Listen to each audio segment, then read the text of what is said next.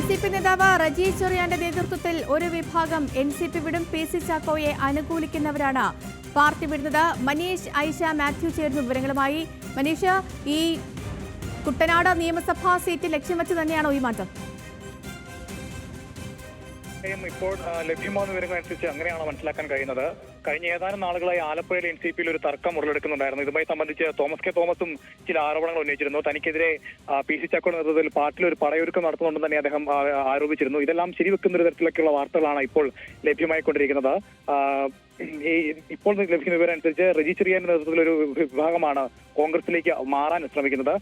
ഇത്തരത്തിൽ മാറുന്ന ഇവരുടെ പ്രധാന ലക്ഷ്യം എന്ന് പറയുന്നത് കുട്ടനാട്ട് സീറ്റ് തന്നെയാണ്. ഇത് സംബന്ധിച്ച് അല്പസമയത്തിനകം റജി ചെറിയാൻ ഒരു വ്യക്തത വരുത്തും.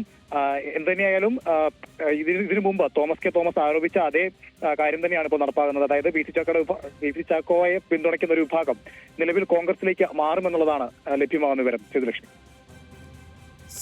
ശരി മനീഷ്, എന്താണെങ്കിലും NCPയിൽ പിളർപ്പ് വരുന്നു. റജി ചെറിയാന്റെ നേതൃത്വത്തിലെ ഒരു വിഭാഗം NCP വിടും എന്ന് തന്നെയാണ് സൂചന. കുട്ടനാട് നിയമസഭാ സീറ്റ് ലക്ഷ്യം വെച്ചാകും ഈ മാറ്റം എന്നും സൂചനകൾ പുറത്തുവരുന്നു. മനീഷ് ഐഷ മാത്യുവിന് വിവരങ്ങൾ നൽകിയത്.